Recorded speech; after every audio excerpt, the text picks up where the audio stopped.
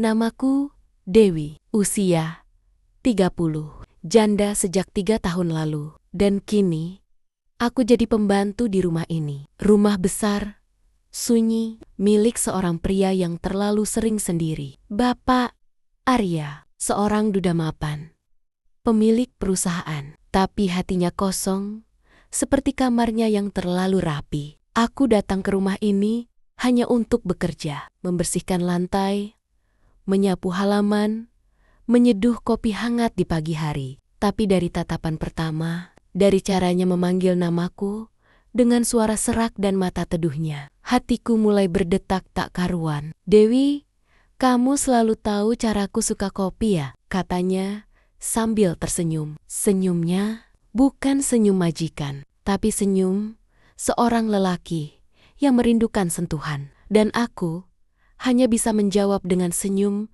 yang kubungkam dalam dada. Malam itu, hujan turun deras, listrik padam. Aku menggigil dalam kamar gelap, dan dia datang membawa senter dan selimut. "Sini," katanya, "duduk dekat aku. Biar hangat." Dan tanpa banyak kata, tubuh kami saling mencari. Sentuhan tangan yang perlahan menjelma pelukan. Bisikan di telinga yang berubah menjadi ciuman. Tak ada lampu, hanya detak jantung yang saling menyambut. Malam itu, aku bukan lagi pembantu. Aku adalah wanita yang dirindukan, disentuh, dan diinginkan. Tapi semua tetap rahasia. Di siang hari, aku kembali menyapu halaman. Seolah tak pernah ada malam penuh gairah itu. Tak ada pelukan di balik tirai kamar utama. Tak ada suara rintih yang dibungkam hujan. Hanya mata kami yang saling berbicara dan rindu yang terus menyala, meski tak bisa dinyalakan terang-terangan. Aku,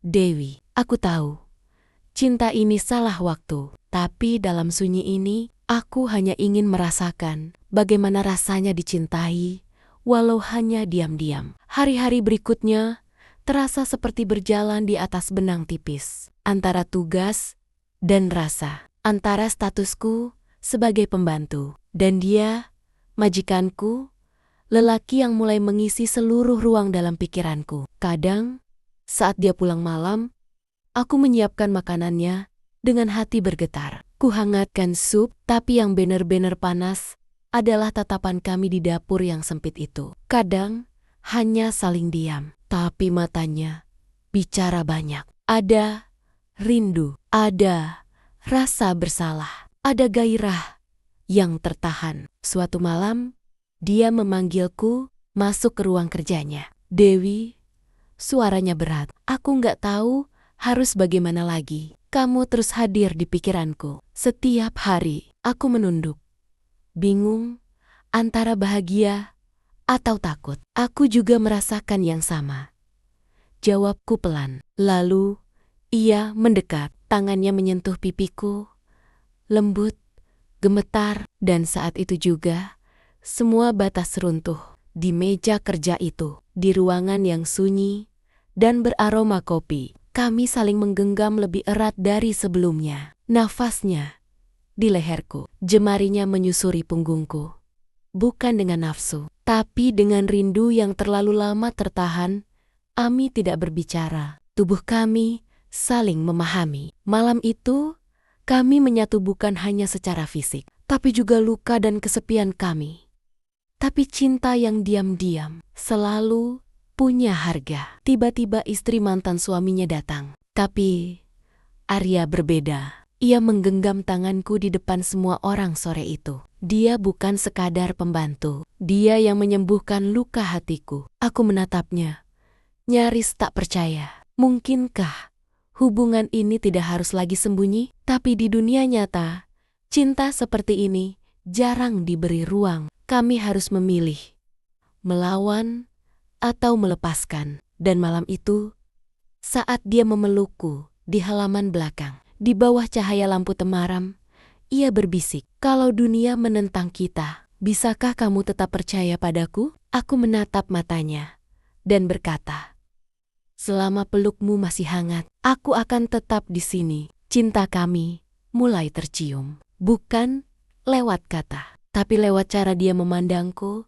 saat sarapan pagi. Lewat cara aku tertawa pelan saat memandikan bunga di halaman. Dan desas-desus itu menyebar dari bibir-bibir tetangga hingga telinga keluarga Arya yang mulai resah. Dia pembantu, Mas. Kamu gak waras, mau jatuhin harga diri keluarga kita. Dan sejak itu, Arya mulai berubah. Pulang lebih malam, bicara lebih sedikit. Tapi aku tahu hatinya masih di tempat yang sama. Sampai akhirnya dia memanggilku ke ruang tamu dengan mata sembab, suara berat. Dewi, kita harus berhenti untuk sementara, katanya.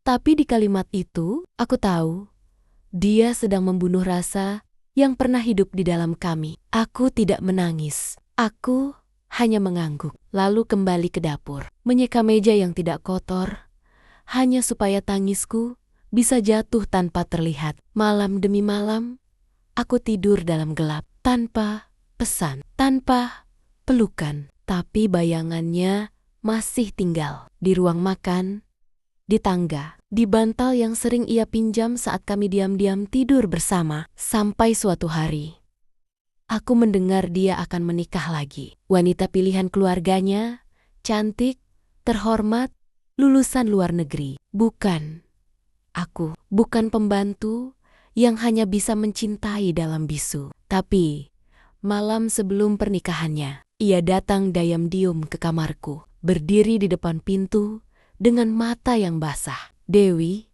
maaf, dunia ini terlalu sempit untuk cinta kita, dan aku hanya bisa menatapnya. Tak ada pelukan, tak ada ciuman terakhir, hanya isak dalam diam. Dan sejak malam itu, aku pergi, meninggalkan rumah besar itu dengan satu koper, dan hati yang tak pernah bisa ditambal kembali. Namun tiba-tiba, aku diajak bergegas kembali ke rumahnya dan beristirahat di kamar Dewi. Suaranya pelan, dalam. Aku menoleh, dan di sana dia berdiri, hanya mengenakan kaos dan celana santai. Matanya menatapku, tidak seperti biasanya, bukan sebagai majikan, tapi sebagai lelaki yang menginginkan perempuan. Mendekat. Aku capek menyembunyikan ini semua, katanya. Aku ingin malam ini kamu jadi milikku, bukan sebagai pembantu, tapi sebagai perempuan yang aku cinta. Jantungku berdetak kencang, nafasku bergetar, tapi aku tidak menjauh. Aku membiarkannya menggenggam tanganku, membelainya pelan, lalu menempelkan dahinya ke dahiku. Hangat, lembut, seolah waktu berhenti. Bibirnya mendekat, dan ketika ia menyentuh bibirku, bukan terburu-buru, tapi dalam, lama, penuh rasa, aku tahu, aku juga menginginkannya. Ciuman itu mengalir seperti hujan pertama setelah kemarau panjang. Tangannya meraba punggungku dengan ragu tapi penuh hasrat. Tubuh kami saling mencari dari dapur ke ruang tamu, hingga akhirnya kami berdua terbaring di sofa yang dingin. Tapi pelukan kami terlalu hangat untuk membiarkan udara mengganggu. Malam itu, dia membisikkanku namaku berkali-kali. Dewi, seperti mantra, seperti doa. Jemarinya menyusuri lekuk tubuhku dengan lembut, seolah ingin menghafalku dengan sentuhan. Dan aku merespons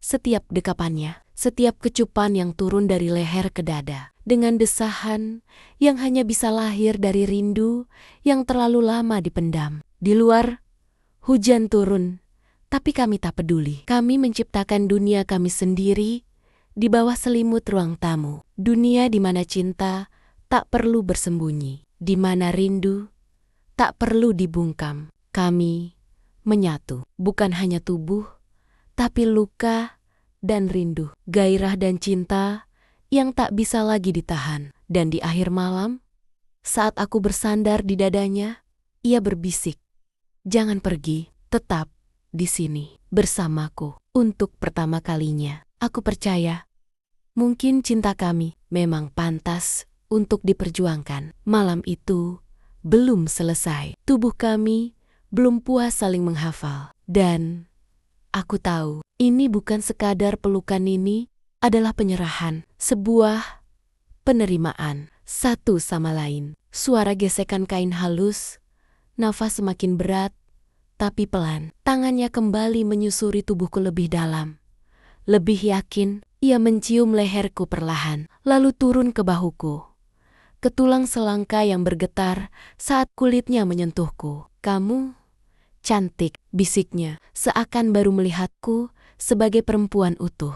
Bukan lagi bayangan di balik seragam pembantu. Dan aku hanya bisa menutup mata, membiarkan jemarinya membuka satu persatu rahasiaku. Setiap kancing yang ia lepaskan, setiap helaian kain yang ia geser, membuatku semakin telanjang. Bukan hanya secara tubuh, tapi juga jiwa. Musik meningkat, suara napas saling bertemu lembut, sensual. Kami tak terburu-buru. Gairah kami bukan ledakan, tapi bara yang menyala perlahan, membakar setiap inci ruang di antara kami. Saat ia mencium dadaku, aku menggigit bibir agar tidak mengerang terlalu keras. Tanganku merayap di punggungnya, menariknya lebih dekat. Ingin menyatu lebih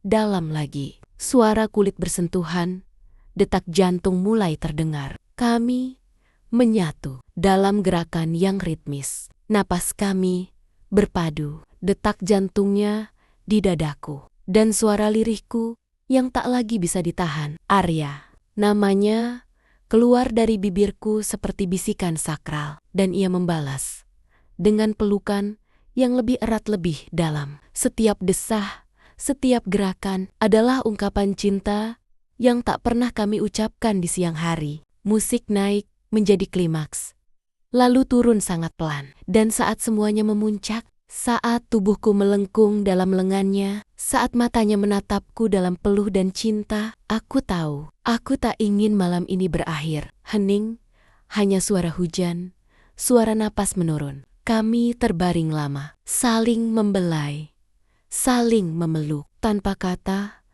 hanya napas dan dada yang masih berdegup kencang. Besok pagi dunia akan kembali memisahkan kita, kataku lirih, tapi ia hanya memelukku lebih erat. Kalau begitu, jangan tidur dulu. Biarkan aku mencintaimu sekali lagi. Sekali lagi. Suara musik sensual kembali naik. Fade out perlahan. Aku terbangun dengan sinar matahari yang menyusup dari selat tirai. Tapi yang lebih menghangatkan adalah pelukan dari belakang. Tubuh Arya yang masih telanjang membalutku dengan lengannya. Suara napas lembut, selimut bergeser pelan. Nafasnya menyentuh leherku. Jemarinya sudah mulai bergerak lagi. Dari pinggang, naik ke perut, lalu kembali ke dadaku yang masih lembut dibuai mimpi. Pagi, sayang, suaranya serak, maskulin. Dan saat ia mengecup pundakku, aku tahu, pagi ini bukan untuk memasak sarapan. Ia membalik tubuhku, menatap mataku penuh gairah, lalu menciumnya dalam dan panas. Tanpa kata, hanya desahan dan kasur yang kembali berderak. Pagi itu, aku tidak hanya disetubuhi, aku disembah sebagai perempuan. Suara kipas angin, musik menggoda, sinar matahari terik menembus tirai. Matahari tinggi di atas rumah. Sepi, aku sedang mengepel lantai. Ketika pintu ruang kerja terbuka, Arya berdiri di sana masih mengenakan kemeja, tapi tanpa dasi. Matanya menatapku. Liar, kamu bikin aku susah fokus kerja.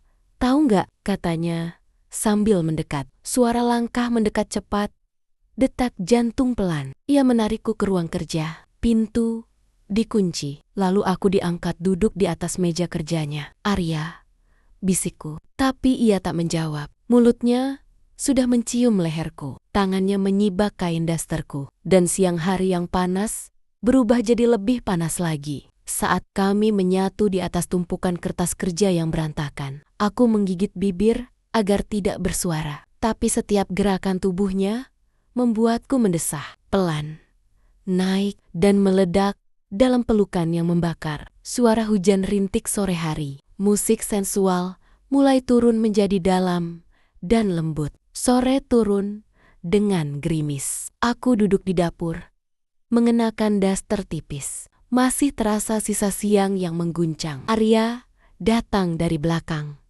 memelukku diam-diam. "Masih capek?" tanyanya, tapi tangannya sudah kembali menyusuri pahaku. "Belum selesai," katanya lirih di telingaku. Ia membawaku ke meja dapur. Duduk di sana, membukakan kakiku perlahan, lalu menyentuhku dengan mulutnya. Lidahnya bermain seperti hujan yang menyentuh tanah kering. Dan aku hanya bisa mencengkram ujung meja, mengerang, tertahan, merasakan tubuhku meledak untuk ketiga kalinya hari itu. Musik klimaks, lalu turun kembali lembut dan tenang. Ia mencintaiku tidak hanya di tempat tidur, tapi di setiap sudut rumah ini, di ruang kerja, di dapur, di kamar mandi.